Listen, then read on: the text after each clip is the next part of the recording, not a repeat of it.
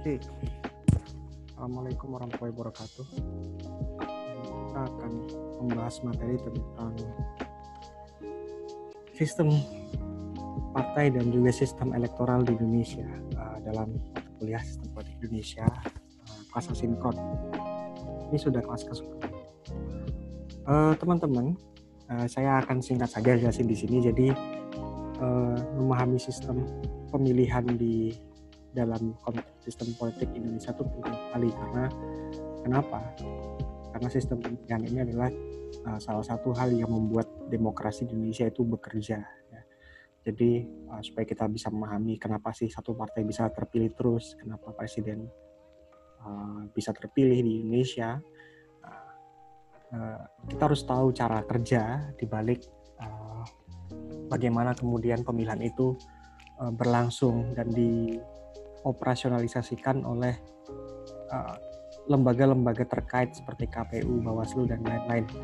Apalagi dalam 2 hari kan kita akan menghadapi pilkada. Tapi di sini saya akan menjelaskan sistem pemilihan yang secara umum ya. Jadi tidak spesifik pilkada, tapi mungkin membahas soal bagaimana kemudian para caleg bisa terpilih sebagai anggota di lembaga legislatif DPR dan juga DPD. Nah, Indonesia sendiri menerapkan sistem yang namanya sistem perwakilan proporsional gitu ya, proportional representation system. Jadi sebuah partai itu bisa memenangkan kursi di DPR itu sebanyak suara yang dia dapat gitu, dan suaranya itu jumlah kursi itu proporsional terhadap suara yang dia menangkan. Nah, ini kan saya kasih contoh ya, di salah satu daerah pemilihan kita punya partai A, B, C, dan D gitu. Partai A menangkan 45,5, partai B menangkan 27%, partai C menangkan 10%, dan partai D menangkan 5%, lalu partai E menangkan 1,5%. Jelas partai A, B, C itu menangkan jumlah kursi yang sesuai dengan jumlah mereka. Namun jika memang ada 5 kursi dalam dapil itu, dalam aturan sistem representasi proporsional, yang memenangkan kursi terakhir adalah partai cicak begitu. Jadi gambarannya adalah partai A memenangkan 2, partai B memenangkan 2 kursi, partai C memenangkan 1 gitu ya. Jadi sesuai dengan jumlah yang mereka dapatkan. Ini dari yang saya ketahui. Nah, jadi untuk sistem representasi proporsional ada 2 sistem. Yang pertama adalah sistem terbuka, yang kedua adalah sistem tertutup. Nah, bedanya apa sih di antara sistem ini? Jadi kalau sistem terbuka itu adalah kita tahu siapa yang akan kita pilih. Dan daftar caleg yang mencalonkan diri itu kita bisa lihat secara terbuka di kertas suara ya. Mungkin teman-teman yang udah pernah milih, saya nggak tahu nih sudah ada yang pernah milih belum. Tapi kalau teman-teman pernah milih di pilkada atau di pemilihan legislatif tahun kemarin, mungkin bisa ngelihat siapa-siapa aja yang dipilih gitu ya. Dan kita bisa memberikan suara bukan ke partai tapi ke calon yang kita inginkan gitu. Nah, itu untung dari open system. Nah, kalau close itu sebaliknya. Kalau close yang ada hanya partainya saja, tapi untuk siapa yang akan masuk parlemen, nah itu yang menentukan bukan kita, tapi yang menentukan adalah partai itu sendiri. Ya. Jadi partai sudah punya list, nanti mereka tinggal pilih, oh kita dari dapil ini pengen milih 1, 2, 3 untuk mewakili kita. Gitu. Nah, tapi kalau open system, ketika kita milih satu calon, ya, dan orang-orang juga banyak milih calon itu yang akan maju, gitu, ya, akan maju sebagai anggota parlemen terpilih. Gitu ya. Paham ya sampai sini ya. Nanti saya ada contoh kertas suara, saya bakal kasih tahu lah gimana cara bekerjanya open system ini. Proportional system ini pernah diberlakukan di Indonesia lewat yang namanya sistem BBP atau bilangan pembagi pemilih. Ini rumus matematika sampai tahun 2019. Tapi sejak tahun 2019 Indonesia memakai sistem Steinleck. Ini juga pakai matematika, dan saya jujur aja nggak tahu sistemnya karena ini teknis banget, dan saya pikir teman-teman nggak perlu tahu terlalu detail karena ini sudah hitung-hitungannya KPU gitu lah. Jadi kalau teman-teman yang tertarik sama untuk belajar soal pemilihan dan lain-lain, bisa mungkin untuk baca-baca sendirian. Nah, misalnya ini nih. Ini contoh dari kertas suara di open system. Sistem proporsional terbuka gitu ya. Nah ini misalnya nih kita tuh tidak harus milih nomor 3 gitu. Jadi kita bisa milih misalnya di partai 2 pilih nomor 3 gitu ya, atau partai 4 pilih nomor 7 gitu. Terserah, nggak apa-apa. Makanya kalau calon-calon penyalon, mereka tuh bukan ngampanyein partainya kadang-kadang, tapi yang lebih besar tuh fotonya mereka. Kenapa? Karena memang mereka fokusnya adalah di branding diri mereka sendiri kayak gitu. Jadi instead of campaigning for the party, dibanding mengkampanyekan partai mereka mengampanyekan diri mereka sendiri gitu. Jadi orang-orang kadang-kadang lebih kenal orangnya daripada partainya. Itu agak lucu di Indonesia.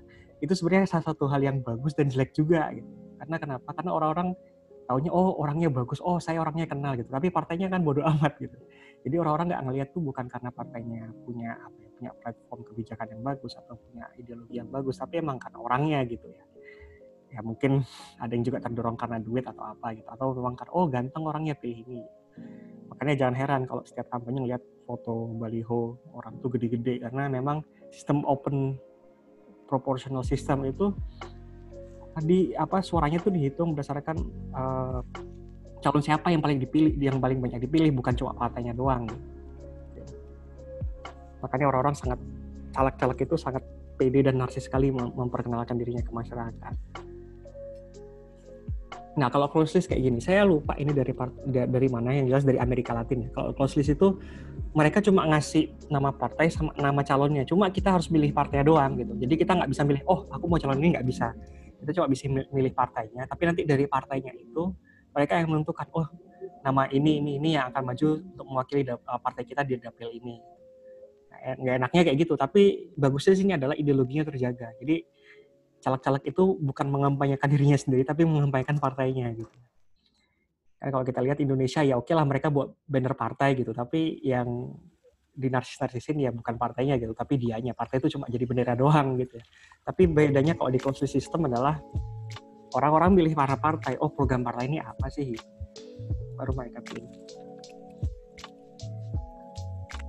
Terus ada lagi sistem lain, ini sistem yang juga berlaku di negara lain. Ada sistem distrik ya. Kalau sistem distrik itu menangnya gampang, menangnya 50% plus 1 biasanya. Ini biasanya sistem yang berlaku di negara-negara barat. Jadi ketika kemudian sebuah negara melakukan pemilu, itu pemilihannya itu berdasarkan distrik. Mereka bilang dapil itu distrik ya, wilayah-wilayah yang dibagi distrik itu. Nah dari setiap distrik nanti akan ada berapa calon dari berbagai macam partai. Nah kalau ada satu calon yang bisa menangkan 50% plus 1, itulah dia yang akan menang. Nah contohnya ini contohnya di India. Jadi orang India itu kalau milih bukan pakai paku gitu, tapi mereka pakai mesin. Jadi begitu selesai suara itu tinggal ngeprint hasil suaranya, selesai gitu. Memang ada kekhawatiran bahwa ini akan dihack, tapi sebenarnya nggak gitu juga gitu. Dan mereka biasanya ngapalnya itu bukan pakai nomor atau pakai logo, tapi logonya tuh logo yang sangat familiar gitu. Oh kalau partai ini misalnya familiar dengan bunga lotus gitu. Kalau partai ini misalnya pakai tangan gitu. Jadi orang-orang nggak mengasosiasikan partai itu dengan simbol, karena banyak orang-orang India yang masih buta huruf. Nah atau juga di Inggris ya. Di Inggris juga kayak gitu. Jadi orang milih partai, nanti partai yang menentukan siapa yang akan maju dari itu gitu ya. Tapi ini untuk pemilihan members of the European Parliament ya, bukan ini gitu. Nah, sistem partai itu apa sih? Jadi ada 1, 2, 3, 4, 5. Ada 5 jenis dari sistem partai yang berlaku di sistem politik gitu. Ada non-partisan ya artinya emang nggak ada partai di negara itu. One party itu adalah di mana hanya ada satu partai yang diizinkan untuk beroperasi secara legal. Ada dominan partai yang secara dominan menguasai sebuah negara gitu ya. Dan ada juga partai-partai kecil tapi ya nggak penting-penting amat lah. Kalau non-partisan saya nggak tahu contoh non-partisan gimana. Tapi kalau one party ada, kayak misalnya di Korea Utara tuh one party banget. Dominan party itu ada banyak di negara-negara otoriter gitu ya, kayak Afghanistan gitu. Kayak apalagi misalnya apalagi ya, oh banyak sih, Tajikistan ya, kayak gitulah. two party ya, itu adalah sistem partai yang kemudian memungkinkan dominasi dua partai. Sekarang misalnya kayak di Amerika kan, ada partai Republik, ada partai Demokrat. Di Inggris misalnya ada partai buruh sama partai konservatif. Sebenarnya Inggris nggak two party banget sih, cuma yang dominan dua itu. Nah, ada juga multi party sebenarnya Inggris lebih dekat ke multi party karena di parlemen bukan hanya dua partai itu, tapi juga ada UKIP, ada partai-partai lain ya. Dan Indonesia sebenarnya, meskipun sistem multi party Indonesia tuh lebih banyak nggak jelasnya gitu, karena ideologi dan arahan kebijakan partainya tuh nggak pernah clear. Nah, apa saja sih kemudian yang jadi isu-isu dalam sistem pemilihan di Indonesia? Isu-isunya sebenarnya nggak banyak banget sih. Tapi lebih seringnya orang-orang ngobrolin pertama soal parliamentary and presidential threshold. Jadi sebenarnya ini adalah untuk mengatur supaya partai-partai itu tidak terlalu banyak jumlahnya, dan sehingga kemudian dengan jumlah partai yang lebih sedikit, kualitas partai itu akan terjaga gitu.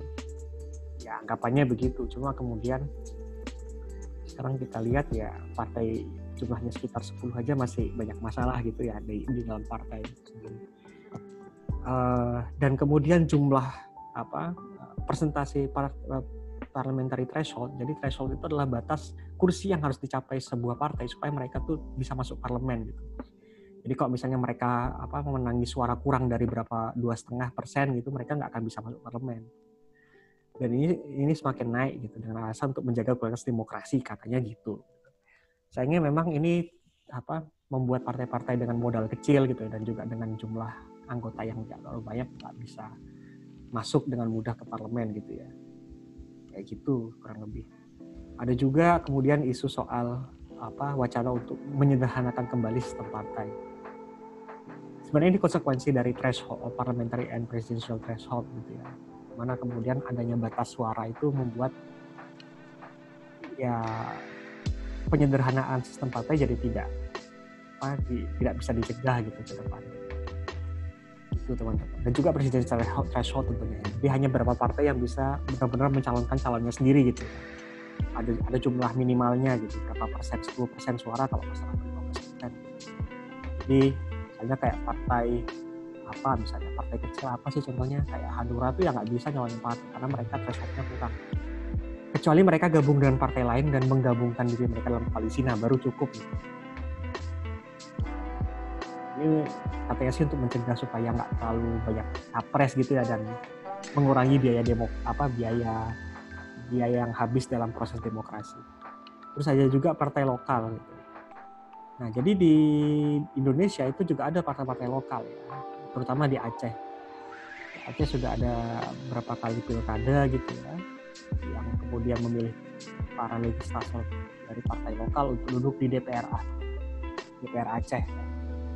Ada yang partai yang bekas orang hukum Eksponendam, ada partai Aceh.